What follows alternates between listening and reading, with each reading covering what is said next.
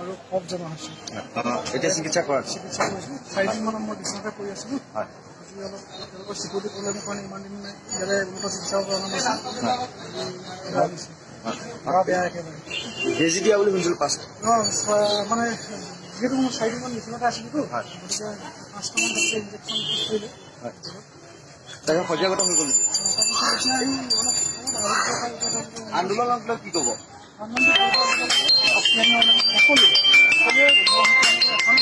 জাতীয় মঞ্চ প্ৰয়োজন ৰাজ্যসভাৰ নিৰ্বাচনৰ আসন 3খন আসন প্ৰতিযোগিতা হ'ব। কি ক'ব? কা বিৰোধী যি কথা ওলাই আছে তাৰ বিৰুদ্ধে প্ৰতিদ্বন্দ্বিতা আগবঢ়াইছে। আমাৰ শুভেচ্ছা আছে, আদৰণি জনাইছে। নিৰাপত্তা এনে ভুগিছে নেকি?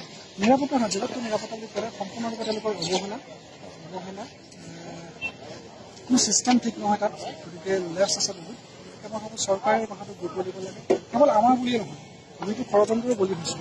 গতিকে সঠিক সময়ত সঠিকভাৱে আমাক মেডিকেল যি ব্যৱস্থা গ্ৰহণ কৰিব লাগে, এই চিকিৎসা সাহাৰ্য দিব লাগিবতো দিয়া হোৱা নাই বুলি আমি অভিযোগ কৰি আছোঁ।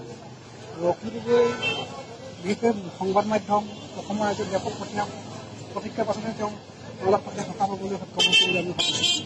গতিকে মই ভাবোঁ অকল আমি বুলিয়ে নহয়, বহু মানুহ এনেকৈ চিকিৎসাৰ অভাৱত জেলত মৃত্যু মুখত পৰিছে, জেলত সম্পূৰ্ণৰূপে মানৱ অধিকাৰ উলংঘন হৈছে। চৰকাৰে কথাবিলাক বুজিব লাগিব আৰু মানৱ অধিকাৰ সংগঠনসমূহে এই বিষয়ত অসমত গুৰুত্ব আৰোপ কৰিব বুলি মই আশা